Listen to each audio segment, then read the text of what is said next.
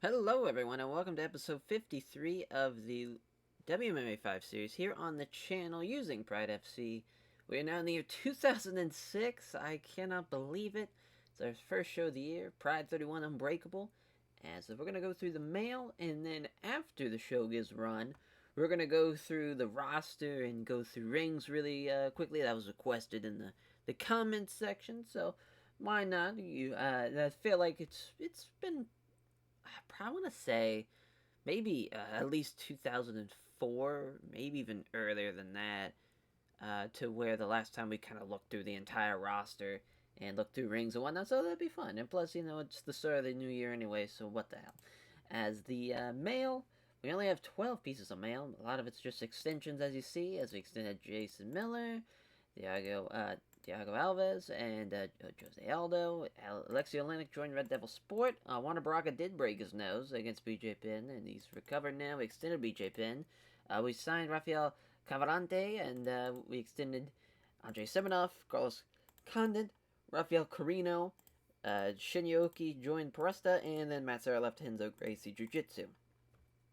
Awesome, that was quick. As I always expect, you never know with those crapshoots. If it's into the 20s, like sometimes it can take a hot minute to go through those mails, but only 12, 13 pieces of mail. That was quite the breeze.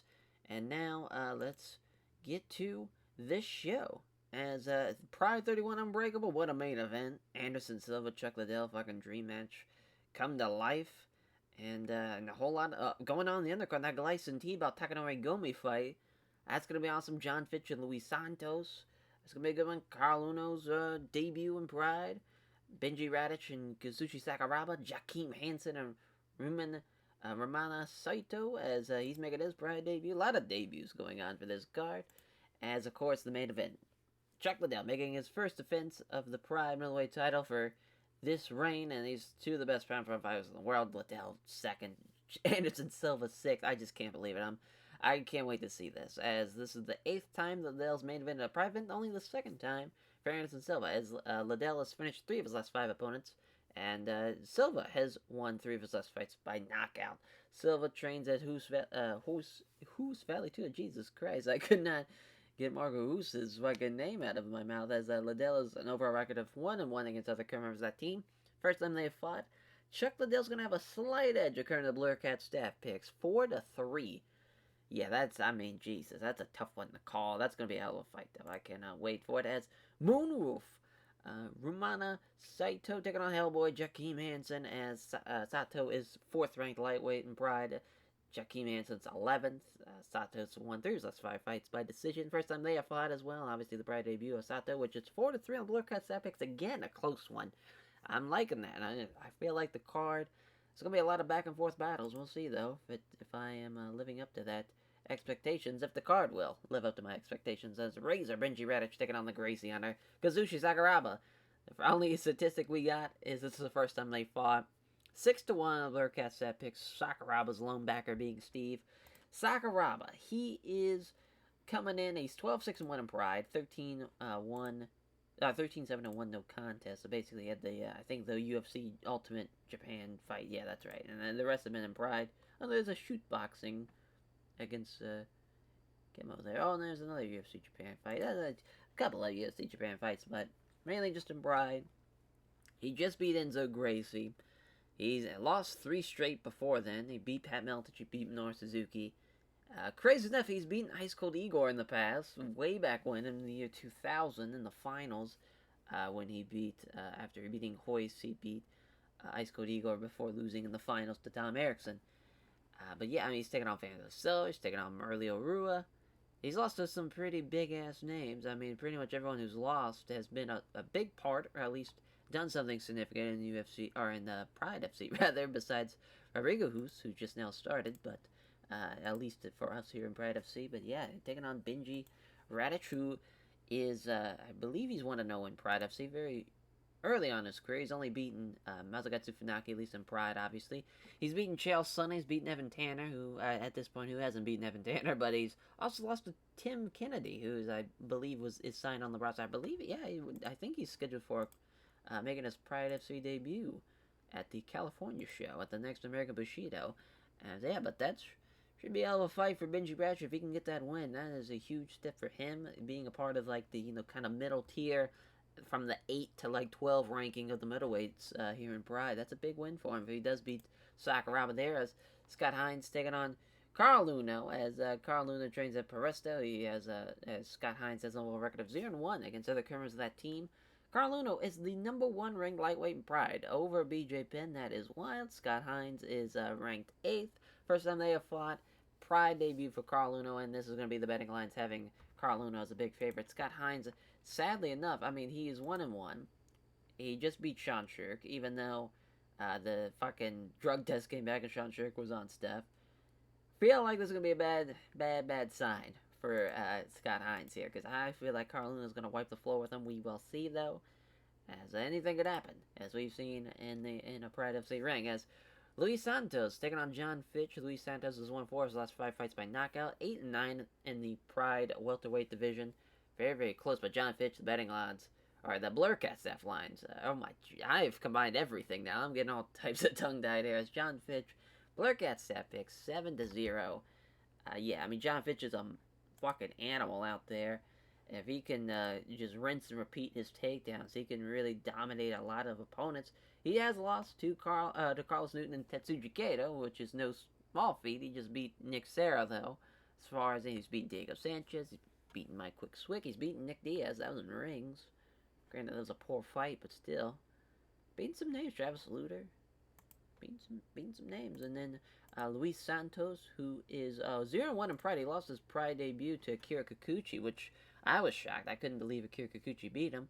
But he's lost to Thiago Alves, Tetsuji Kato as well, as Tetsuji Kato, bad motherfucker again, just reiterating the bad man is Tetsuji Kato. But yeah, that's an interesting fight. As Gleison Tebow taking on the Fireball Kid, Takanori Gomi. As Takanori Gomi, I mean, that is wild. He is the 9th ranked lightweight in Pride. I feel like Takanori Gomi should be way the fuck up there. But in Gleison Tebow had a pretty solid run as far as in the Grand Prix. I mean, he just lost to BJ Penn, and even then, it was a tough fight, though. I mean, he had 2 split decisions wins over Shinyoki and then over Sean Shirk, but he's beaten Ryan Healy. I think Mac Danzig he's beaten. I can't think of any other names. He lost to Charles Bennett at King of the Cage. But, yeah, I mean, 14-3, 2-1 in Pride, Gleison Tebow. No, I mean, they're both 2-1 in Pride. I like that. They both lost at the Final Conflict show, as Takanori Gomi lost to Gilbert Melendez, and then he beat Spencer Fisher and Eddie Alvarez to get to Gilbert Melendez. He's lost to Dean Thomas. He's beaten Tetsuya Kawajiri, though. Obviously, he's lost to Sean Shirk. He's lost to Joe Stevenson, Jens Pulver, Ramuna Saito twice, but he beat him on the trilogy fight. Knocked him out in the first. But yeah, I mean, obviously, Takanori Gomi, legendary lightweight figure. Gleison Tebow. We shall see how that fight goes. As yeah, the betting lines have Takanori Gomi as a big favorite. That makes sense. But I feel like this was a much needed fight. They got to basically the final 4 of the lightweight Grand Prix. They were just in different brackets, so now we have them fight here. It just seems like a fun fight to have. Sakura Kikuchi taking on Jake Shields. This is, I believe, the prelim fight. Jake Shields is ranked 10th in the welterweight division. Akira Kikuchi's 15th, which, while enough, he has beaten Luis Santos, and he's kind of low on the card than he is. But here with Jake Shields, I feel like this is going to be a nice fight for Jake Shields to have. He's 1-2 in Pride. Hasn't done the greatest. He's lost to Matt Hughes right out of the gate. Had to take on Matt Hughes in the Grand Prix.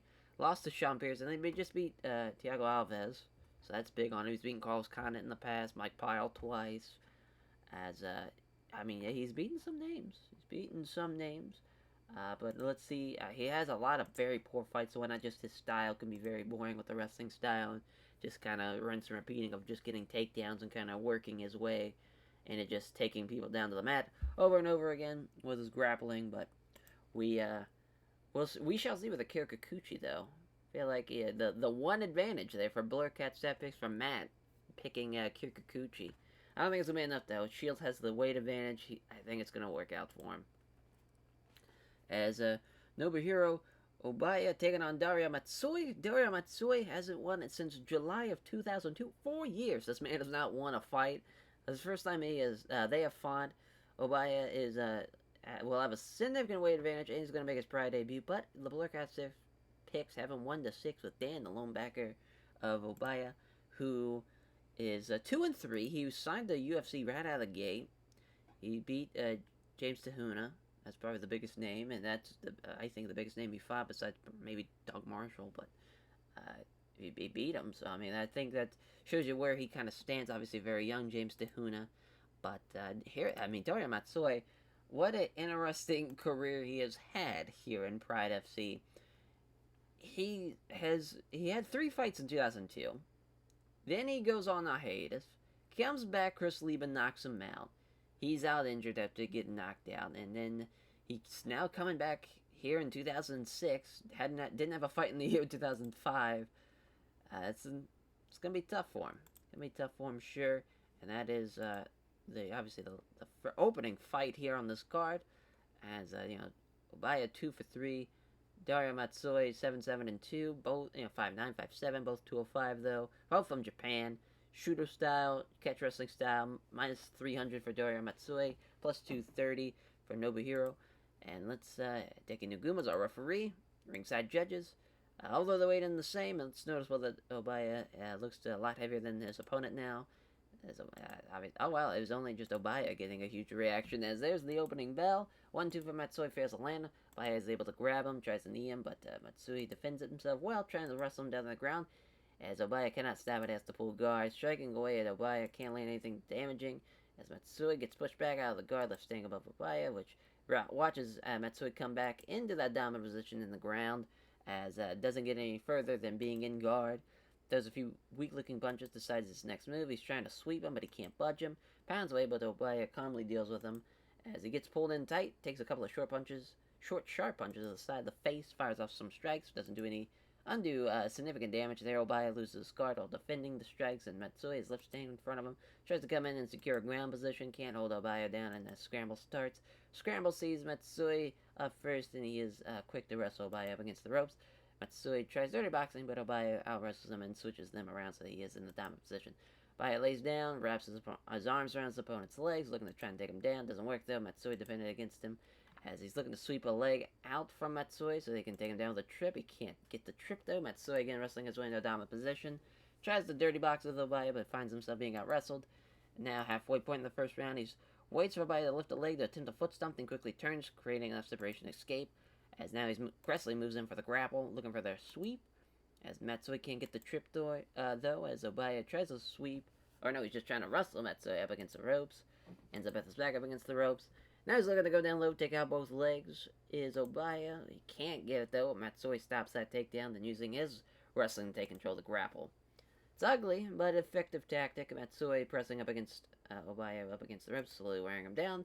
30 seconds goes by with something of a stalemate happening, neither fighter being able to improve their position or generate an advantage. Showing good control, Matsuya again keeping them stuck on against the ropes. They remain in close grappling, exchanging occasional short punches, smothering him. Next minute or so, they see him hitting each other with short punches from that position. The referee thinks there's has been too little progress now. Meet him back in the center with about a minute left in the first round. Obaya throws a quick punch, doesn't land. Seeing his opponent's about to shoot in, Obaya timed it well, started a clinch as he hits a big knee strike to the body as they grapple. Matsuya out-wrestles Obaya, takes control of it. Now he's looking to get him up against the ropes again, but that's the end of the first round. Definitely looks like Matsuya is winning the fight. Just you looking at the fight metrics and just the pace of it, he's definitely been in control for most of it. But it's still somewhat close. He'd have to finish the fight for sure to win it, or just a complete dominant second round. Nobuhiro, if he's going to want to win this fight against Darya Matsuya. So final bell, 1-2 for Matsuya, fails to land. As Obaya gets a hold of him, and he's trying to wrestle him against the ropes, he does so. Now looking for the sweep, he gets that sweep, gets thrown to the mat. Obaya has no problem getting side control of that as well. Now he's trying to move the guard, but Obaya doesn't allow it. Throws a few right hands to the body, trying to transition, but again, Matsuya's just kind of stuck there, looking to catch his breath. There's a couple of punches to the body. Again, trying to pull guard, doesn't get it. Pounds away, Matsuya's in trouble with the strikes, blocks attempt to pull guard. Now, inside control again, just throwing a couple punches. He's trying to catch his breath now. Trying to pull guard, doesn't get it. Hideki Naguma stands it back up with 45 seconds left. A couple of deep breaths happen, and Matsuya's still moving well. He's definitely breathing deeper as well. as neither fighter can land a significant strike. There's a missing the jab and missing the right hook. Does Matsuya, as Obaya doesn't find the mark on that right hook either. 11 seconds left, the quick exchange, nothing significant lands. There's an off target with a jab, also finds his right cross blocked. Off target with a jab from Nobuhiro, and then a right hand absorbed on the gloves, and that's the end of your fight. And man, that's a dominant second round from Nobuhiro. It's gonna be tough. I still think Darya Matsuya had the win just slightly, but if it's Obaya with a split decision, I'm not mad. Let's see what happens. There's Matsuya, Obaya, and yeah, it's Obaya. Getting a Nobuhiro Obaya getting the split decision win. It's rated poor. I mean, yeah, it's very, very close. Looking at the strike differences, I mean, it's just, you know, like, it's close. The takedowns, 25%, 50%. It was close. It's close. Just a dominant second round. Gave Nobuhiro the upset win and his Pride debut win as well. Now he's 3-3. Darya Matsuya 7-8-2 as Nobuhiro name checks all of his sponsors and thanks all his fans who turned out supporting me. As then asks who he'd like to face next. He answers that Mauricio Shogun Ua would be someone he'd like to compete against. Yeah, if you want to get fucking murdered. As the last prelim fight, Akira Kikuchi takes on Jake Shields. 10-5, 15-4. Some good records there. Tokyo, Japan, obviously, Akira Kikuchi. San Francisco, California for Jake Shields. 27, 26 still. Young as hell, 5'8", 183, 5'11", 183. I'm sure Jake Shields is going to weigh in. Even though they weigh in the same, he's going to be a little heavier. He's probably going to be up to 190 at this fight. Wrestling, Judo, Brazilian Jiu-Jitsu. This is definitely going to go to the ground unless Akira Kikuchi can keep it standing with just stuffing takedowns and landing shots. But Abiani Combat Club for Akira Kikuchi. No team for Jake Shields. Plus 100, plus 110. Very, very close on the bang lines. Even though the felt like the Blurcast stat picks were still 6-1 now. It was very one-sided. As Hideki Naguma standing out there as our referee, our judges. Yep, and there we go. Shields clear a significant weight advantage. And Akira Kikuchi fighting from a home crowd gets a big cheer. Round one begins. They get in close and clinch. Shields seems to have the advantage. Looking to muscle him up against the ropes. He does so. Now he's got him stuck. Looking for the trip. Yep, there. All right, well, Akira Kikuchi, it's over. As throws a few right hands, he takes a moment to plan ahead. As he throws out some punches from the bottom, Jake Shields has to lean back to avoid him. He's controlled against the ground, unable to shift Shields off of him. Fires up a handful of punches. Aren't throwing any great force. He's just going to lay and pray there the whole time. Yeah, he's not going to be able to get him off him.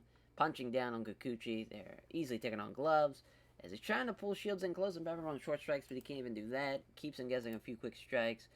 Leans back to avoid a couple of wide swings again. As Hideki Naguma stands him back up. They wrestle and clinch. Jake Shields again was the aggressor. Again, sweeps the leg out from under them, looking like it, but Kikuchi blocks it. Trying to wrestle him against the ropes. Kikuchi out-wrestles him, though. Halfway point. Looks to lock his legs around his waist, just pulling down the mat.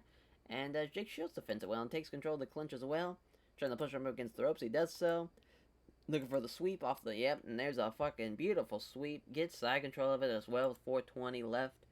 As Jake Shields throws some small strikes. But it's good just taking a moment to catch his breath. Blocks Kikuchi's. Tries to transition. Throws a few strikes without venom. Tries to move to guard, but Shields doesn't allow it. Inside controls. Shields throws a couple of punches designed to keep him guessing. Tries to pull guard on Shields. Doesn't get anywhere with it, though. Shields throws a few strikes. They're without venom. Blocks an attempt to pull guard. Keeps Kikuchi guessing a few quick strikes. Kikuchi's trying to transition the guard, but he can't manage it. A minute left now in the first round. They stand him back up. They come together and clinch. Have the same idea. Again, Shields to the dominant position. Again, pushing him up against the ropes. As he's just showing his exert control there. Jake Shields just smothering him. And they remain there for the rest of the round, dirty boxing each other. Obviously, Jake Shields won the round, as, yeah, Akira Kikuchi did jack shit. That's just what happens when you against a dominant wrestler like that who dominates the round. So now it's time for our second round, and see if Akira Kikuchi at this point have to either somehow land in more shots in a 5-minute round than Jake Shields did the whole 10-minute round, or finish the fight to win this one at this point, too. They clinch. Shields again, dominant position again, looking for the sweep. Kikuchi blocks it, looking to muscle him up against the ropes again. He does so. Got the inside leg trip that time off the ropes. Small strikes, just trying to catch his breath. Tries to transition to full guard, but he can't manage it. And half guard, Shields throws a couple of punches designed to keep him guessing. And again, keeps him guessing with some shots. Looking to ready and try to scramble, but Jake Shields is quick to move in and prevent that. Keeps him guessing with a few punches. Uses an underhook to work some separation, then quickly scrambles, but Jake Shields seizes the opportunity. Kikuchi being too slow, gets caught in side control. Couple of shots, again, not throwing with any great force, just keeps him landing punches. And that is your end of your fight, and your winner is going to be Jake Shields, 16-4, 10-6 for Kikuchi. Yeah, I mean, it's tough to beat Jake Shields when he's in dominant fashion like that. As he thanks all of his sponsors and the fans, he gives respect to his opponent. Now on to the main card is Gleison Tebow taking on the Fireball Kid, Takanori Gomi. It's 14-8, 14-3. It's 5'9", 161, 5'8", 161, 27-22. Coconut Creek, Florida, Tokyo, Japan. It's wrestling, boxing style of Takanori Gomi, Brazilian Jiu-Jitsu style from Gleison Tebow, Roof Sport, Takata Dojo. Yeah, I mean, the Fireball Kid probably going to walk out of this one as your winner, but you never know. We've already seen one upset. Will there be more? As the referee, again, Hideki Nagumo staying out there for this third fight, and they have went the distance every time. This man has stayed out there for 30 minutes. The roar from the crowd as Takanori Gomi enters. He's from around here. Fight begins. Combo that ends with a roundhouse kick to the body. Fails to land for Takanori Gomi, and it gets caught at the last second. And now he's hops on one foot trying to balance, but Gleison Tebow looking for the takedown. Somehow Takanori Gomi refuses to be taken down, manages to eventually pull his leg free, steps back away safely. There's a 1-2, but Gleison Tebow was equal to it. Gleison Tebow gets a hold of Takanori Gomi, as now Tebow is trying to push Takanori Gomi against the ropes. Manages it, now Gomi's controlled up against the ropes. Looking to go down low now, so Gleison Tebow looking to try to take him down the ground. He does, there's the takedown. Takanori Gomi has to pull guard. Now he's trying to pound on Takanori Gomi, but now the blows land with any degree of power. As he blocks Gomi as he tries to sweep from the guard. Throws a few strikes, throwing out Venom, blocks a attempted sweep. I mean, just smothering him. Now, Gleison Tebow doing a tremendous job, draining this clock. As, yeah, he cannot shift him off him. As Hideki Nagumo has to stand him back up again. He is used to these wrestlers just wearing people down. Takanori Gomi throws a punch, but Gleison Tebow was equal to it. Throws some strikes, a fast leg kick too, but Gleison Tebow again was equal to all those. Now he grabs him, looking to push him up against the ropes. Takanori out-wrestles him, though. Now he's looking to take him down the ground. He can't do it, though, as Gleison Tebow stops the attempted drift and using his wrestling to take control of it. Now I'm trying to push him up against the ropes. He can't do it, though. Again, ends up being out-wrestled again. Gonna be looking for the takedown, and again it gets blocked. I mean, this is just rinse and fucking repeat. Can he get it this time? And again, he cannot get it, and Gleison Tebow takes control of it. Grabs an arm, tries to pull him down to the ground. And it gets countered, though, by planting Gleison Tebow violently into the mat. What a great counter by Takanori Gomi, trying to secure ground position. Tebow scoots back, though, as soon as Gomi comes in, initiating a scramble. Wow. And Gleison Tebow manages to come out on top. Unbelievable. Now he's looking to get mount, as desperately trying to fight the mount, and they find themselves scrambling for position. As Gleison Tebow manages to come on top, and Takanori Gomi pulls half guard. In half guard, catches a couple, as he's trying to just catch his breath, just throwing a couple bunches at this point. Punching down, but they're easily taking on the gloves, trying to get the full guard, but Gleison Tebow again doesn't go anywhere with that. He's just in complete control so far. He's not going to be able to get pushed off of him. Probably for the end of the round, as he just more punches to the body that time, as doesn't get anywhere. As yeah, that is your end of your round, and complete domination by Gleison Tebow. Unbelievable. I mean, it's just nuts. Takanori Gomi. I feel like he's just underperformed so far in Barreto FC, but also Gleison Tebow has over-exceeded expectations and has done a tremendous job so far. See what happens in the second round, this final round. Takanori Gomi again is going to have to finish the fight to win this. There's a 1-2 from Takanori Gomi, doesn't land either blow. And in that clear opportunity, Gleison Tebow, he comes in fast, clinches with him, wrestles him against the ropes, but Takanori Gomi does not let himself be taken. Looking for the trip takedown, he finally gets it. There's an outside leg sweep, tripping Gleison Tebow to the mat where he pulls guard. There's some left hands, but Gleison Tebow clearly deals with them comfortably. Gets pushed back and is left standing in front of Gleison Tebow, no longer in guard. As there's an up kick. As there's a kick to the knee by Takanori Gomi, now trying to secure ground position again. As Gleison Tebow just finally is taking some shots here from Takanori Gomi. He's getting into side control. There's some small strikes. Throw a few strikes with their out Venom. Now just throwing things down so he can catch his breath. So he's going to have to try to give everything he's got in this next minute or so to see if he can win this fight. From side control to mount, he can't get the mount.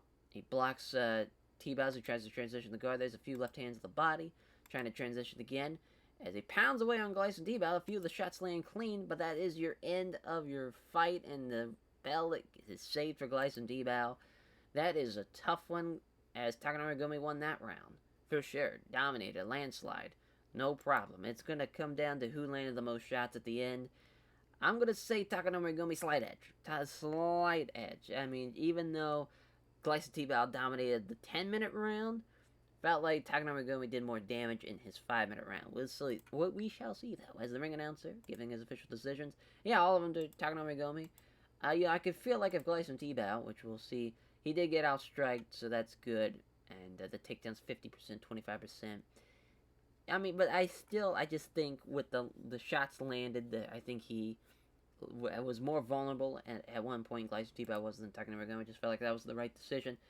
As shockingly, I thought for sure that was going to be a wrap for Glycin T-Bow, but that second round was all Takanori Gomi, and he did enough to win the fight. 15-8 will be Takanori Gomi, and 14-4 is Glycin T-Bow. He did a hell of a job, though. He should not be disappointing himself there.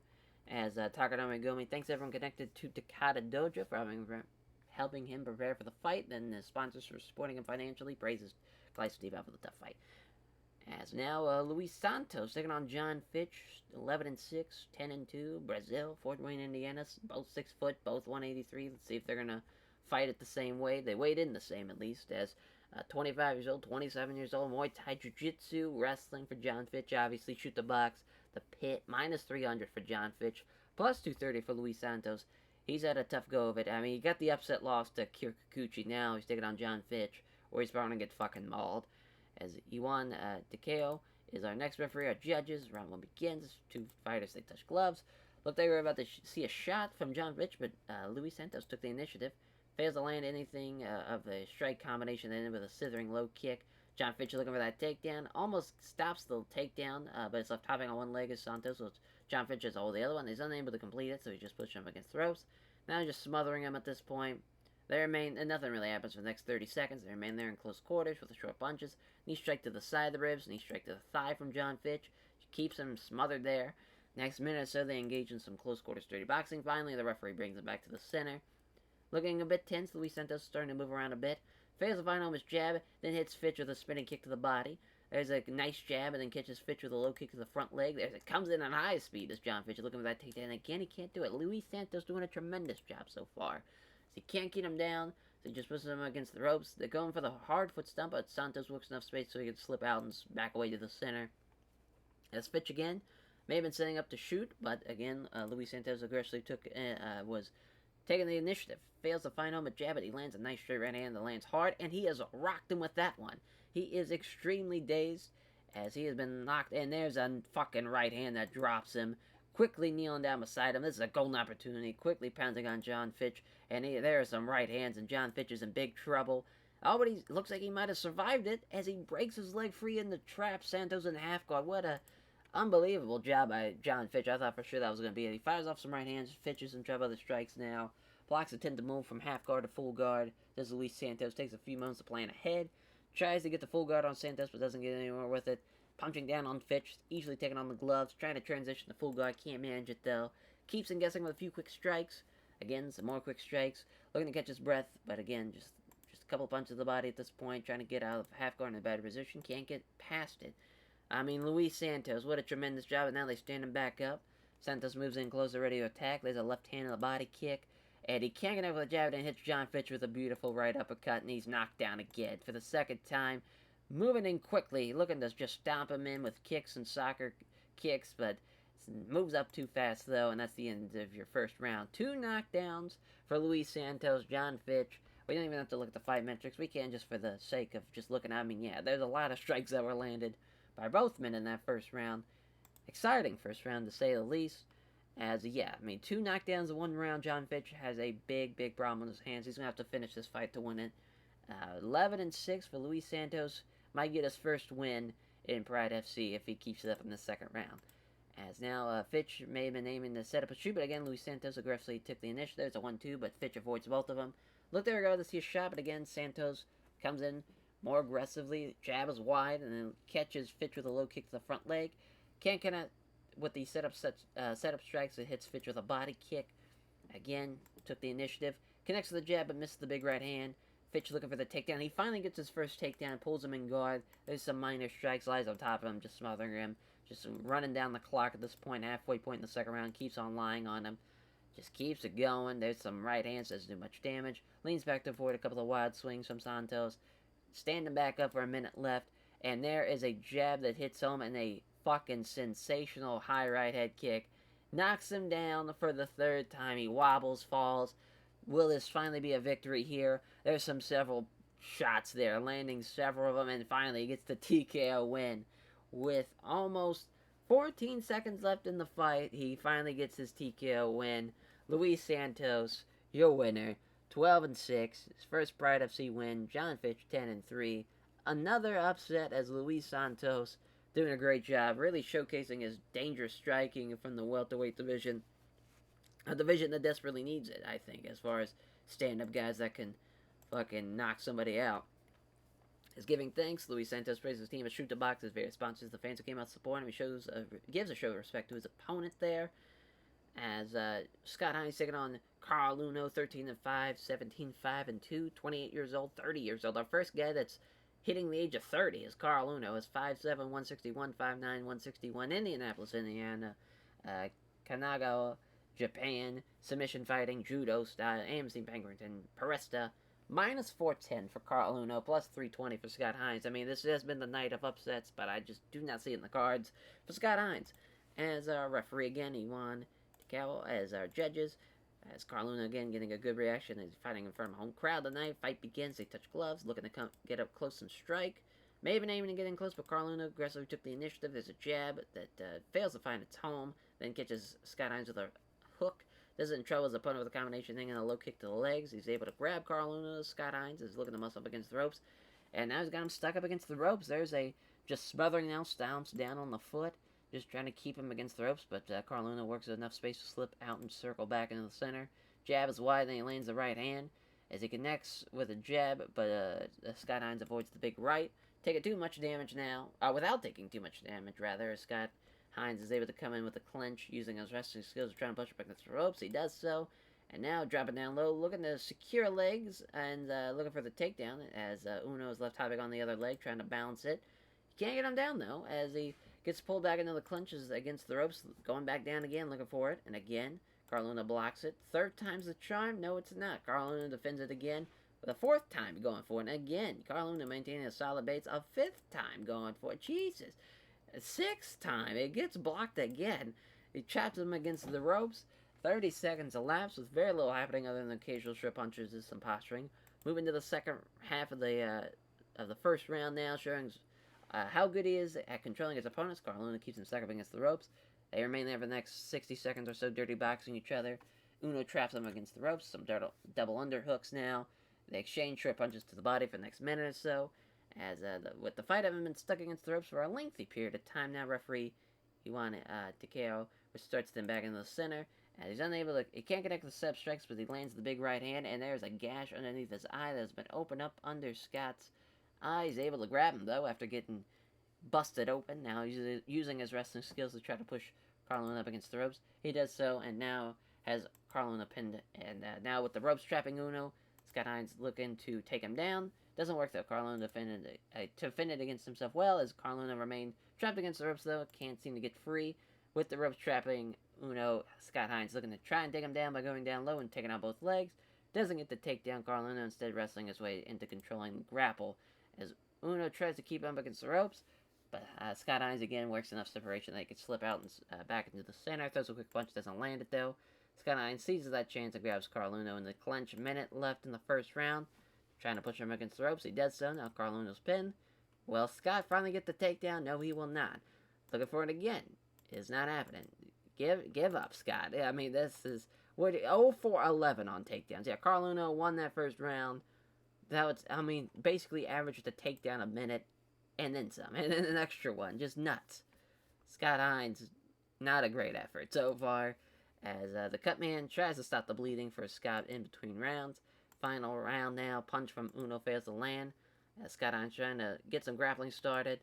Combo that ends with a roundhouse body kick fails to land for Uno. Now he's slowing down a bit finally to Scott, as Carlin is slowing down just a touch as well, though, as they always fails to find home a jab, but then he catches Scott Hines with a right hook. There's a jab and another right hook, as there's a right hand after can't land the left jab. He's able to grab him, though, after taking all those shots. There's a big knee strike to the body for Scott Hines, as now looking at muscle up against ropes, but Carl Uno is not going anywhere. Halfway point, another nice knee strike to the side of the stomach this time. He's trying to muscle him up, as he does so. Now he's got a control. It's an ugly but effective tactic as Scott Hines pressing Carl Uno up against the ropes. Dirty box each other for the next minute, or not minute, 30 seconds. Well, I guess, yeah, 30 seconds or so. Scott Hines ducks down and grabs a leg. Carl Uno remains standing, but is now under threat. I mean, there is no threat for a takedown. 0 for 12 on the takedown rating for Scott Hines. Terrible. Smothering up against the ropes. They remain there for basically the end of the round. Is short punching and some posturing. Oh, can we get a takedown at the end of the bell? No, we cannot. As Carl Uno is going to be your winner here. Even though Scott Hines technically landed more shots and did better of, I wouldn't say controlling that second round. Just Carl Uno, I felt like was in complete control of it. We'll see if the judges agree with me. Thank God they did. As your winner in this Pride debut, Carl Uno, 18-5-2. Scott Hines is 13-6 now. So a couple of decent ratings, but nothing, no good fight, no great fight, anything like that. As Carl Uno gives a name check to everyone at Parista, all of his various sponsors, the fans, his friends, family, and supporters, and he celebrates his Pride debut victory and says that he's already looking forward to the next fight. So now our next contest is Razor Benji Radic taking on the Gracie Hunter, Kazushi Sakuraba. 12-4, 13-7-1, no contest, 5'10", 205, 6'2", 205, Castle Rock, Washington. As obviously Akita Toyoku, Japan for Kazushi Sakuraba. Wrestling, catch wrestling, obviously 2 wrestlers. No team, Takata Dojo for Kazushi Sakuraba. -120 for Benji Radic. +100 for Kazushi Sakuraba. 37 years old. By far the oldest man so far in this card. Kazushi Sakuraba has almost 11 years he has. Or I don't know why I said almost. Exactly 11 years on Benji Radic. As refereeing for this battle, Mario Yamasaki. Our judges at ringside. Round 1 begins. Looked they were about to see a shot, but Radic it simply took the initiative first. He can't hit the setup left jab, and then he hits the nice straight right hand that lands hard. Looked they were about to see a shot from Sakuraba, but again Radic was more aggressive, and now another straight right hand that lands hard for the second time. Radic looking confident, shortening that range. A third fucking right hand that lands hard. As it looked like we were about to see a shot, but again Radic stepped in fast and started the clinch. There's a knee strike to the stomach, catches to the side of the stomach of Sakuraba, now preventing the knee strike. Looking to muscle up against the ropes. Sakuraba isn't going anywhere though. Tries to wrestle Sakuraba backwards up against the ropes, and now he does so. He's got him trapped there. Looking to grab both his opponent's legs. He does so, and he takes Sakuraba down for the takedown, pulls half guard. Handful of punches, aren't thrown with any great force, just throws a few right hands, takes a moment plant ahead. Tries to transition the guard to full guard, but he can't manage it to Sakuraba from the bottom. Some more weak-looking punches. Again, can't manage to get out of the full guard, or try to get into full guard, rather. Can't manage it. Fires off a handful of punches. Though they aren't thrown. As again, just keeps on rinsing and repeating there. Now he's starting to work out of half guard into better position. He passes, but he can't secure it, though. Sakuraba starts to scramble. As, wow, and Sakuraba ends up winning out in the scramble, holding down Radic, who's facing him, turtled up. As, oh no, actually, Sakuraba's the one turtled up. Excuse me there. As Radic pounds away on Sakuraba, but can't land anything significant. He eats a couple of big shots now. There's a kick to the body, but Sakuraba was able to back out and get out of the range too quickly. Thank God. That would have been bad news for Sakuraba. It's a punch from Radic fails to land. Sakuraba looked like he was about to shoot in, but Radic, again, simply took the initiative first. Lands the left jab, misses the vicious right hand, moves his way, and moving in fast as Radic wrestling his way into dominant position and clinch using his wrestling skills. Radic is trying to push Sakuraba against the ropes. He's got his back up against the ropes. Looking for a takedown, manages to secure a leg, leaving Sakuraba hopping on a foot. And he's got him down, and he takes him down hard into side control. Is Radic. He's trying to pound away on Sakuraba, doesn't take. But all the blows are commonly dealt with. Now he's trying to move the guard at Sakuraba, but he can't do it. Throws a few right hands, but it's mainly just trying to catch his breath. Blocks the tentacle guard, pounds away, but Sakuraba calmly deals with him. Blocks the tentacle guard. Minute left in the first round. A couple of more shots.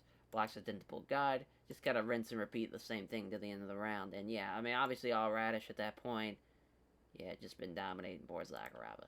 As our second round now, Rush steps in, grapples with his opponent, hits Sakuraba with a knee strike to the body. He's trying to wrestle Sakuraba backwards up against the ropes. It doesn't let it be driven back, though, as catches Sakuraba with a knee strike to the body, trying to push Sakuraba so his back is up against the ropes. Can't move Sakuraba though. He finds himself being out wrestled. Now he's got the underhooks in, looking for the takedown. He cannot get that takedown, and he takes control of the grapple. Does Radish, as now he's got Sakuraba backwards up against the ropes. He tries for the foot stomp, but he wrestles free and circles back to the center. Radish appears to be feeling a little fatigued for the first time now. His hands starting to lower down just a fraction as is Sakuraba looking for the takedown. A tired Benji Radish trying for that takedown. He can't complete the single leg. But he does end up standing, holding a leg while Sakuraba holds in place. Now driving up against the ropes. Now he's looking for the takedown thanks to the ropes. He gets it. Sakuraba pulls guard. That pounds away with right hands. Doesn't do much damage though. He's trying to pull Radish in close and Brett with short strikes. He can't even do that. Unloads some right hands. Sakuraba again comfortably deals with them. Looks like Radish is blown up at this point with 1:20 left. Pulls Radish down in close and hits a couple of short punches to the side of the head. There's a couple of shots to the body now. Some more. Pulls him in close, more shots to the side of the head. Some right hands, but fails to land anything significant. As again, gets pulled in close, more sharp punches to the side of the head to end out your second round. At least Sakuraba landed something. It took almost a minute left in the fight to do it, but he finally did something. As Benji Radish is going to win. As they rated decent as well. As we'll take a couple of decents over shit fights, though. As 13-4 for Benji Radish. 13-8. 1-1, no contest for poor Sakuraba. As Benji Radish thanks his sponsors and all of his fans, he asks who he wants to fight next. He repeats that he would like to fight Jason Mayhem Miller. Yeah, that'd be interesting. Jason Miller is a little under his kind of ranking there, as he just beat Sakuraba. I feel like you should take on somebody a little bit bigger, but obviously Benji Radish has something else in mind. As the co-main event, the Moonwolf, Ramuna Saito taking on Hellboy Jakeem Hansen. Pride Lightweight Division, 28-1, 13-7. Tokyo, Japan. Oslo, Norway, as 26 years old, 32 years old. 5'6", 161. Jakeem Hansen, 5'10", 161. Submission Wrestling, Brazilian Jiu-Jitsu, Takata Dojo, no team. Plus 130, minus 170. It's a close one. Another close one here on the betting line. As our referee, Mario Masaki, our judges. Has a fucking loud ovation from Sato there. As the opening bell. Sato appeared to be going for a takedown, but Hansen took the initiative first. He can't connect the sub strikes and lands the big right hand. Sato chooses to shoot in. Can get it though. As he left hopping on one leg is Jakeem Hansen. As he pushes him, with Hansen not going down, he just pushed him against the ropes. Now he's showing his ability to exert control now, just smothering him. Then remain there for the close quarter punches for the next 60 seconds. As he's trapped up against the ropes, unable to get free is Jakeem Hansen. Another minute and just short punches and some posturing. Mario Sawaki brings him back into the center. There's a punch, but Sato avoids it. Sato shoots him with a takedown. It gets a hold of a leg, but Hansen again remains standing, hopping on the other foot. Sato can't get Hansen down, so he settles for pushing him against the ropes. Looking for that takedown. Sato drops down, gets a hold of a leg. Hansen remains standing on the other foot, leaning up against the ropes. Hansen fights free, though, and gets some separation. Looking for the takedown again, and he can't just rinse and repeat the same damn thing. As Sato can't get Hansen down, so he settles for pushing him against the ropes. Looking for it again and again. Can't happen as Hansen wrestles away in the dominant position as well. As now he's got control up against the ropes. There's a sharp right to the ear. That is tough. Nothing like getting punched in the fucking ear. As Hansen goes for some dirty boxing, but Sato's aware of the danger and uses wrestling to prevent each other. Just fucking this, just one after another. Just they keep changing positions over and over again. No one can really keep control. They're too skilled. It's Hansen tries some dirty boxing, but Sato using wrestling to prevent any strikes from landing. And again, same thing. As same thing as they break him up. Jab is wide from Hansen. Then he catches Sato with a right hook, looking for the takedown. Again, partially defends it. Sato has a hold of the other leg. As he can't get Jakeem Hansen down, so he sells the pressure against ropes. Drops down real low, wraps his arms around, and he finally gets that takedown. As Hansen's on his back, he pulls half guard. There's a few right hands. Takes a moment to plan ahead. Feels like Hansen's preparing to scramble for a position to make sure that doesn't happen, as now he's trying to work out of half guard in a better position. As he allows the pass, but it was just a ploy, was Jakeem Hansen trying to allow the scramble. As now he goes for the scramble, leaves him a leg in, and Sato quickly tries to grab it. As he cannot get the leg free, as he has to turtle up, and Hansen's holding him down, facing that. That was the big arrow on Sato's part, going for the leg, as that ended up having a big advantage for Jakeem Hansen. Now there's trying to go for the kick for the body, but Sato scoots back quickly, as able to stand back up. Takedown Tim from Sato, he gets it. Again, Jakeem buys the pull guard, trying to pass. Scramble's already ready. They facing each other now, as they're both standing. There's another takedown attempt, and another almost takedown happens. He's left hopping on the other leg, drives him up against the ropes. Looking for the takedown again. He gets it. Some minor strikes, some right hands. Doesn't do much damage. Tries to sweep from the bottom, but doesn't budge Sato, and that's the end of the first round. It's tough because I felt like Jakeem was doing a great job, but then once Sato started getting takedowns, it started becoming a lot more clear that Jakeem was a little bit over his head. But if he can have a dominant second round, he can still sway it and win it. It's going to be close, though. So here we go. Last round. Can't connect the step strikes. Oh, can't hit the jab. Hits the straight right hand. Looking for the takedown. He doesn't get it. Drives up against the ropes. Now he's stuck up against the ropes. As now he's got the superb outside leg trip. Going for mount. He loses that control momentarily. He just tries to scramble. As he manages to come out on top, though, this Jakeem Hansen.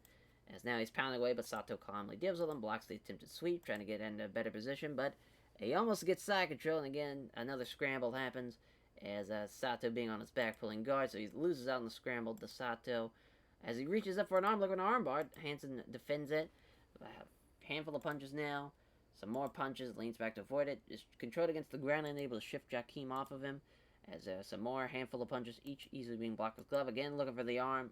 Hansen defends it, lies on top of him, just smothering him for the end of the fight. That was exactly what Jakeem wanted. Problem is, though, Sato, he got that takedown, plus he was trying to at least get something going from the bottom, which Jakeem Hansen didn't. None of that. Well, he was just getting his ass kicked that whole first round, but it's going to be tough to call. It's going to be a tough one to call, as we'll see with the judges. I'm going to say Sato, split decision. All unanimous decision for Sato. It's tough because I felt like Jakeem did a solid job, where at least he probably could have got a split. But again, Sato on the bottom was doing a little bit more than what Jakeem did. That's why I gave it a slight edge to Sato there. That was rated average. So now for our main event, as Sato gives an interject to everyone at the Kata Dojo, all of his various sponsors and the fans, family and supporters who came out to support him, and Sato is very happy to cap his Pride debut with a win, as our main event fight that we have been waiting for. It is Anderson the Spider Silva taking on Chuck the Iceman Liddell for the Pride Bantamweight title. 6'2", 6'2", for both men. 36 years old, 30 years old. San Luis, California, Brazil for Anderson Silva. 12-3-1 no contest. 18-4 Muay Thai, Hawaiian Kimbo. So funny. We've had a card of nothing but ground wrestling guys, and now we have two guys who do not do that, as Who's Valley Tudo, The Pit, plus 190, minus 240. It's going to be a hell of a fight. Hell of a goddamn fight. So, our referee, Juan Takeo, is our referee. Our judges, both fighters, they weigh in the same, but Liddell's going to have a significant weight advantage, though. He's clearly looking bigger than Anderson Silva is. So here we go. They touch gloves. So Liddell comes forward with the attack. There's a jab in the exchange. He throws some strikes, does Liddell in a fast leg kick, but Silva avoids all of it. Comes forward and the two fighters trade some blows. There's a counter jab. As he can't connect with the jab, he catches Silva with a right hook. As he comes forward, does Liddell, and the two fighters start trading blows. There's a counter left, but doesn't connect, though. There's a 1-2, but Silva avoids both of them. Coming forward, two fighters exchange again. Chuck Liddell doing what Anderson Silva loves to do. He is pushing the pace, and Silva can counterattack. There's a pair of jabs in exchange. There's a 1-2, but doesn't hit either of them. Two fighters engage with strikes, but neither can land a significant shot. Again, not a significant blow. As again, not another significant blow. Now, as Silva stands ready, as Liddell moves in, there's another stalemate happens. As there's a right hook that misses. Oh my god. This is just a lot of swings and misses, what this fight has turned into. As moving forward, I just combined their names. As Silva looks to strike, now Liddell stands ready. There's another burst of strikes, so neither fighter can really land a blow. There's a fucking... Oh, nope, he missed it as well. There, I was about to say, there's a right hook to the ribs, but he also missed it. Can't connect with the jab, misses the right hook. As Liddell throws two wayward punches as a setup for the low kick. Silva sees it coming and checks it with ease. Silva lets Liddell step in, ready for the counter. So there's three quick punches and lands two of them, but then gets the right hand blocked. Two fighters engage with strikes, neither lands anything worthwhile. Silva lets Liddell step in, ready for the counter. And again, there's a burst of strikes, so neither fighter gets caught. Has a right hook blocked as Liddell. Misses with a shot for the body. Stepping in, Silva looks to engage. Misses the big right hand, allowing Liddell to counter with a sequence of jabs that are followed by a solid right hand. Halfway point now of the first round. Silva's stepping in. looking to engage, misses the roundhouse kick to the body, throws 3 quick punches, but Silva has a great move and avoids them all. As comes in looking to engage, there's a burst of strikes, neither fighter gets caught. There's a right hook that gets blocked. There's a missing the right hand to Silva. Silva lets Liddell step in, ready for the counter. Burst of strikes, and neither fighter gets caught. There's a connect with the right hand. Throws a couple of punches and a roundhouse kick to the body, but Liddell again has 2 quick moves out of the range.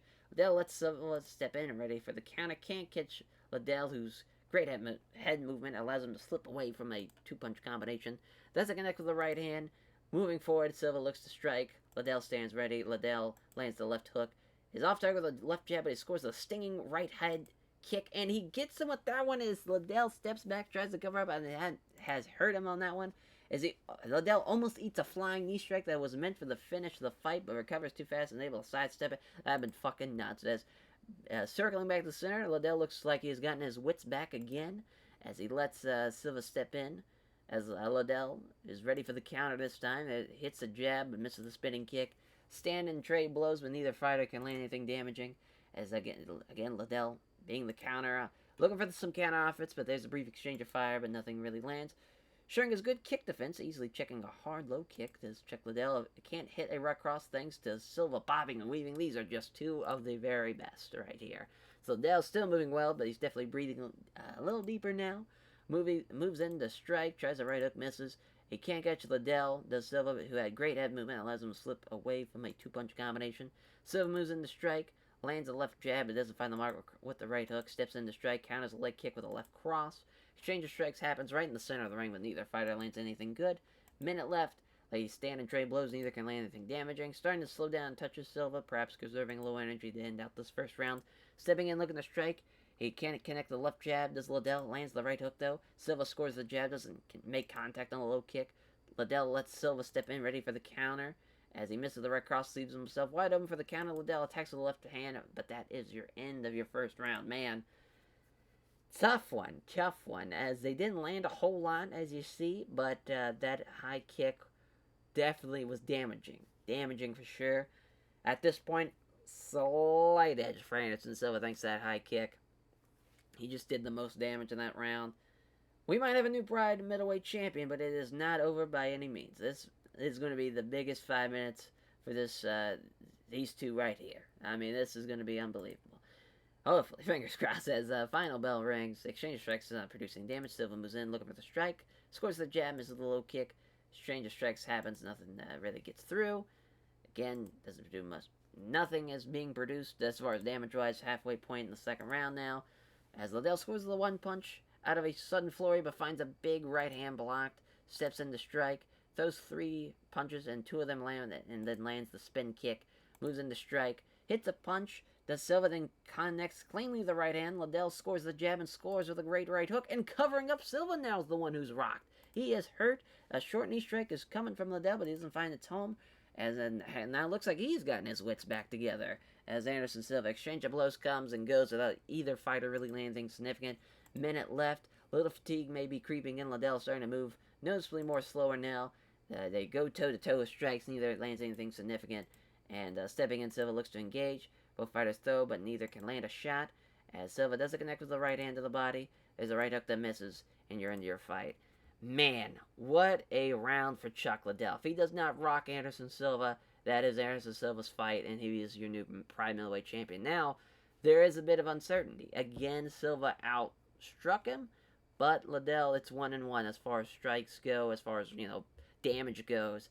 This is all going to come down to shots landed, and I think Anderson Silva had more shots landed. I think we have a new Pride middleweight champion, Anderson Silva. Let's see if the judges agree.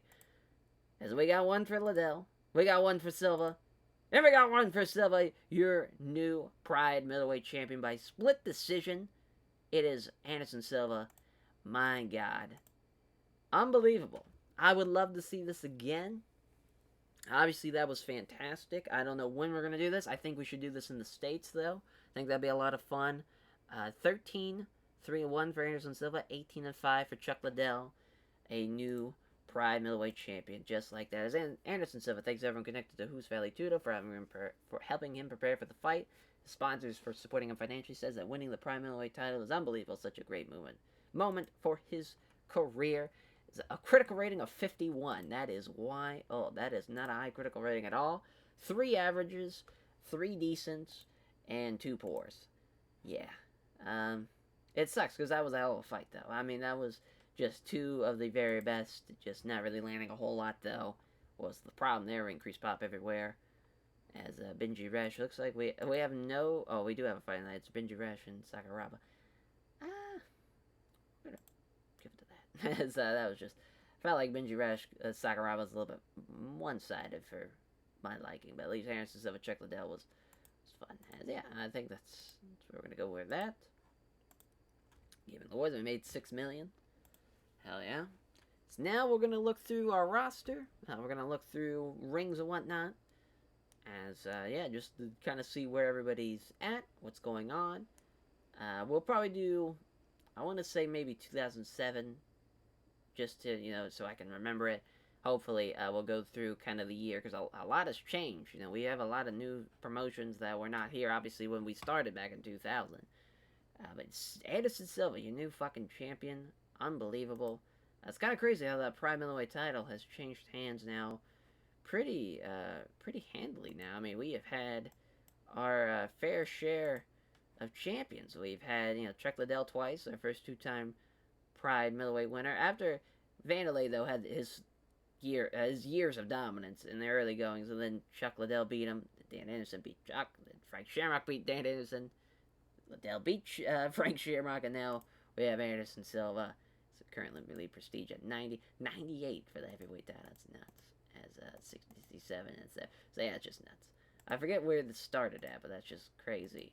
Where it is 8 defenses for Big Nog. He's been the champ since December of 2002. Yeah, I mean, what a has a credibility down there. That's great. We have a lot of finances. We're probably going to upgrade our broadcasting unit again. Roster. There is so many people. It's going to be very tough to go through. We'll just kind of go through it somewhat quickly. I will just go one by one, just using the old little down key, as we'll just keep on. Obviously, a new Pride Middleweight champion, Andrei Volosky, Andrei Simonov, our fucking heavyweight champion, number 1 pound-for-pound fighter of the world, Big Nog, Little Nog, Big Ben Rothwell, Razor Pinch BJ Penn, Bob fucking Sapp, Carl Uno, Carlos Condon, Carlos Newton, Chad Saunders, Chick Gongo, Chris Lieben, Chuck Liddell, Clay Guida, Cole Miller hasn't had a fight yet. We'll get that hopefully going for the lightweight. Cristiano Marciela, who we signed from WC. He has not had his debut yet. Obviously, we're waiting it out until he gets all healed up. Darya Matsuya, Daisuke Nakamura, Dan the Outlaw Hardy, as Dan Henderson, Daniel Puder, Damian Maya, Superman Dennis Hallman, Dennis Silver, Diego Sanchez, Don Fry, Dong Stungun Yum Kim, Eddie Alvarez, Fabio Maldonado, who has not had his UFC fucking Pride FC debut yet. There's Fabrizio Verdum, who sadly has had a tough go of it. Fedor Emelianenko, Flavio Luis Mora, Forrest Griffin, Frank Mir, Frank Shamrock, Frank Trigg, Frankie Edgar, who again has not had his debut either. So Gabriel Gonzaga, Gary Big Daddy Goodrich, Gerard Musasi, George St. Pierre, as Calavante, Gilbert Melendez, Gilbert Yvel. We signed him back. As yeah, I just felt like he needed it. I mean, even though his rings wins, like it was like Wes Combs twice, Kazunori Murakami, and Sean O'Hare. Alright, he beat 2 pro wrestlers and Wes Combs twice, but you know, we need more people for that heavyweight Grand Prix. He's going to take on, as you see there, Mark Kerr, which that's just awesome. Those two are going to fight each other, as and Mark Kerr had to get sent down the rings, and now he's back. He became the heavyweight champion. Just a great story for him. We'll talk about him when we get there. It's Gleison Debow, Glover Teixeira, Greg Wickett, who's still on fucking hiatus, Guy Metzger, Keith Haring, Hector Lombard, another guy who hasn't made his first fight yet. He was supposed to have one. We had him scheduled for one, but he got hurt, and I think he's still hurt, as you see there. As, yeah, he's out for 5 months. It's going to be a while. Taki Yoshida, Ice Cold Igor, he's lost 4 straight now. That is tough to see. Poor man. As the Korean Ice Pick, Jae-Suk Lim. That's Jake Shields, Jason Miller, Jason Von Flue, Jeremy Horn, Joe Emily Banner, Hellboy Hansen, who just lost. Joe Lozon, who lost in his debut to Daisuke Nakamura. Joe Scarlio, who we signed from the UFC. Just Joe Scarlio is, I think he's going to do great for us in the welterweight division. Again, another kind of ground guy. You see there, a fucking jiu-jitsu black belt. And has some strong wrestling and strong submission attacks and whatnot. John Fitch. Jorge Masvidal, who yet has had his debut in Pride as well. Jose Aldo, another one, hasn't made his debut yet. Josh Barnett, just lost 3 straight. Josh Thompson, we just signed him fairly recently. Katsuya Inoue, who lost to Beat Japan at Critical Countdown. Kazushi Sakuraba, Kazuki Fujita, Keita Nakamura, who's lost 3 straight. his only win was against Crosley Gracie. We'll probably end up having to send him down to rings before it's all said and done. Keith Dradoon, who had a hell of a run, and he was beating everybody, even though there's a lot of tomato cans in there, but he's having good fights. But now he finally had his first loss against Ronaldo Sobral. Kenny Florian, Kevin Randleman, Lee Murray, Leonardo Santos, who, it's going to be Luis and Leonardo, as Leonardo just signed from WEC, as he just lost to Buddy Clinton, looks like. So Luis Santos, Lyoto Machida, the fucking dragon. There's Mac Danzig, Marco Hoos, 44-year-old Marco Hoos, Mark Coleman, Mark Hughes, Mark Hunt, Mark Kerr is going to go through all the marks there. You see there, after he lost to Henry Miller, or he beat Henry Miller after losing to Alistair Overeem and losing 5 straight. Even though those 5, you look at those names, some of the biggest names in our fucking heavyweight division, especially at that time. Beats Henry Miller, beats Roman Savachka twice for the rings title. Marlon Teese, Masakatsu Funaki, who's lost 5 straight and should probably be sent down to rings. Need to remember to do that. Oh no, he's taking Rashad Evans. You see there in March. So I'm sure after Rashad beats him, he'll be sent down as Masatsu Yano, Matt Hughes, Matt Serra, Mauricio Shaganhua, Michael Bisping, who's yet to make his debut. That's Mike Quick-Swick, Minoru Suzuki's lost 4 straight as well. I think he's taking on Ricardo Arona at that same card. That's fun. Mikro Krokop, Aurelio Ninja Hua, Yo Ogawa, Nate Diaz, again, another guy, another lightweight who hasn't made his debut. Nate the Great Marcotte, Nick Diaz, Mad Monkey Nick Serra, Nobuhiro Oya, as Oleg Takratov, who's a part of the... I don't think he's actually a part of the Grand Prix. He's lost, twice in Pride, and then he had, I think way back when, before the game started, he lost in Pride. Maybe it wasn't. Oh yeah, it was. Gary Goodrich. He got knocked out by Gary Goodrich at Pride 1. So he's really 0-2 in Pride as far as for us. He got knocked out in 25 seconds to Don Pride, and he lost to Mark Coleman. Creation Sensation, Pat Miletich, Patrick Cote. He made his debut. I was like, did Patrick Cote? He did Paul Daly, Pedro Hizzo, Pete Williams, the Dutch Lumberjack, Peter Hartz, Quentin Rampage Jackson, poor fella, just having a tough go of it. Lost to Anderson, had the draw, then lost to Anderson Silva, who's now the middleweight champion. Then he just lost to Allen Goes by Armbar.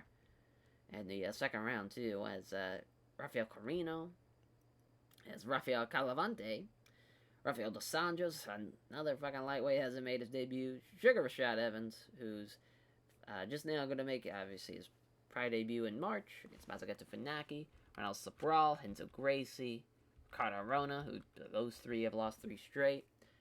Rico Rodriguez, Rich Ace Franklin, Ruthless Robbie Lawler, Rodrigo Gracie, who I cannot believe he's still honestly signed for us. I mean, he's 2-5. He lost to Chris Lieben, and we were just kind of waiting for some reason but I mean, he should just be in rings at this point. Rodrigo Hoos, Roman Savachka, as you see there, as even though he lost to Mark Kerr, won 3 straight, which, even though maybe not some impressive names, but he beat Juan Waterman. That's fun, and then he lost to Mark Kerr again. Yeah, I think he'll do great in that Grand Prix, though. He's taking on Pete Williams, though. That's going to be tough. For him, as Ron Faircloth, Ronaldo Souza, Roy Nelson, to just be Frank Mir at Final Conflict, last year. Roller Gracie, I just was like, you know what, fuck it. He's a lightweight. He's going to be 12th for us if we sign him. Might as well have another Gracie. Have him losing pride. I don't know who. He's got another fight for his M1 lightweight title because I think we just have him on. I don't think we have him on a written deal. Maybe we do. Not really sure to be honest, but he's there. As we just saw Sato, Ryan Bowe, Ryan Healy, Ryan Jensen, as Sam Stout, Scott Hines, Scott Smith, Sean Pearson. Sean Shirk is going to be gone for basically all of 2006. Sergey Karetnarov, Shinya Oki, Spencer Kingfisher, Takanori Sato, Tetsuya Kawajiri, Tetsuji Kato, Diego Alvarez, Diego Tavares, Tim Kennedy, Tim, the main Yak Silva, Tom the Big Cat Erickson, Trauma Tellerman, Sugamuchi Seo, Tsuyoshi Kashka, Valentin Overeem, Vitor Belfort, Wanda Baraga, Vandalay Silva, Yoshiro Takayama. Wow, that actually went a lot faster than I thought it was going to be. Now, on to rings, as I don't know why we didn't just go to the other side of it, but as we'll just kind of see here. Let's go the other way. Let's go to Chat Organization. That's just a better screen. So, if you didn't sign this guy, this is just a ring signee. He kind of looks awesome. As Amar Soloff, who is 11-0 in Pride. I've kind of been waiting to see when I can bring him up. He's beaten a lot of big names, as you can see. Names that are part of Pride FC. Yuki Kondo, fucking Flavio Luis Mora, Andrei Simonov, Gerard Musasi. Just some names that have been a part of Pride FC. He's beaten them.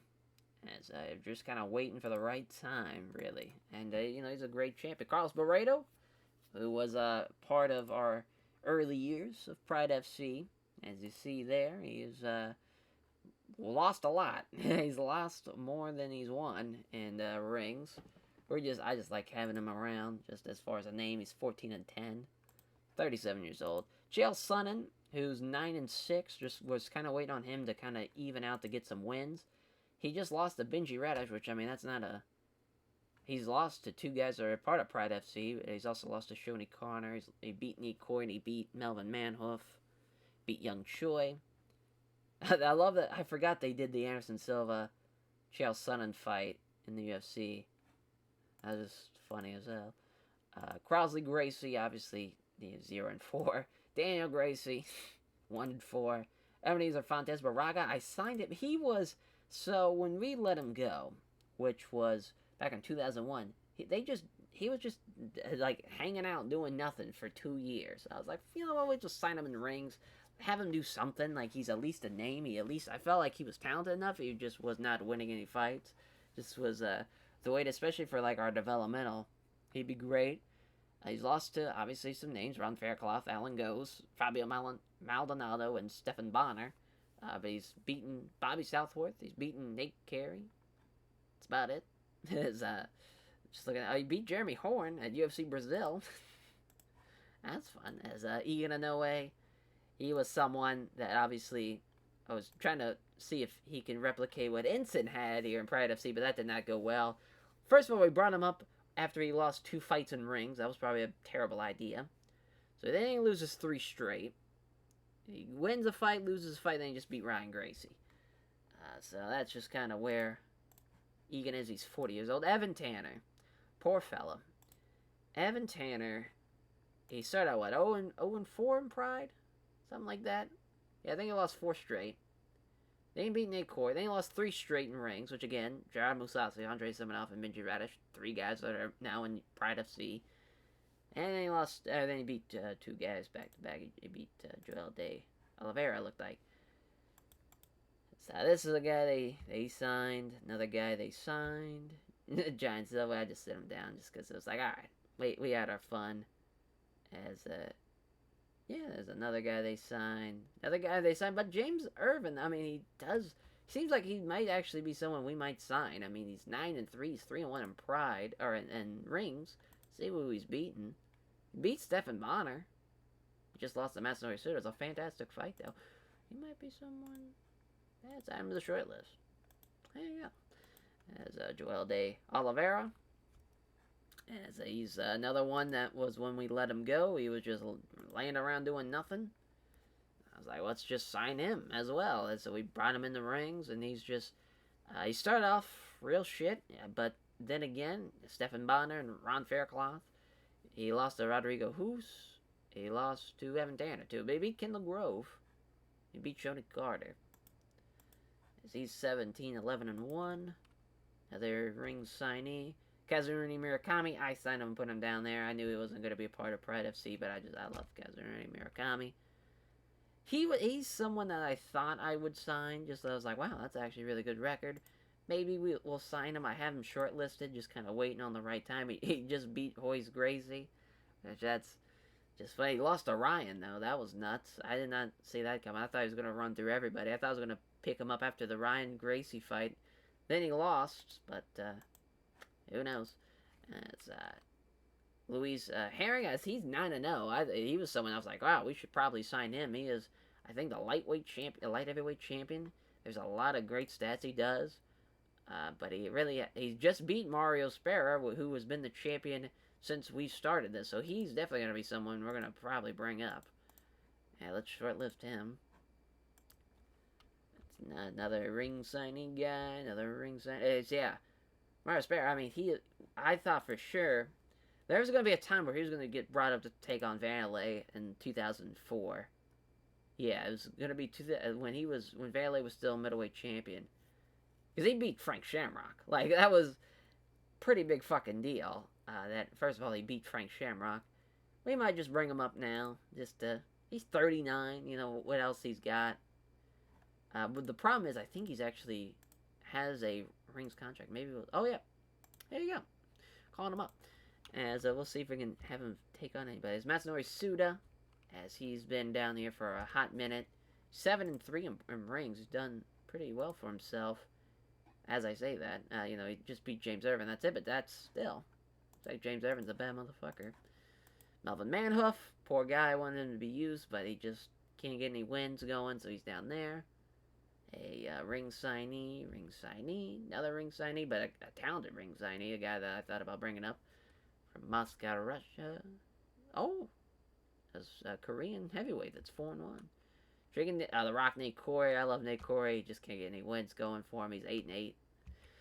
As H2O, Ron Waterman. He's 0-3 in rings. Poor fella. Hoyce Gracie. He's 0-2 in rings.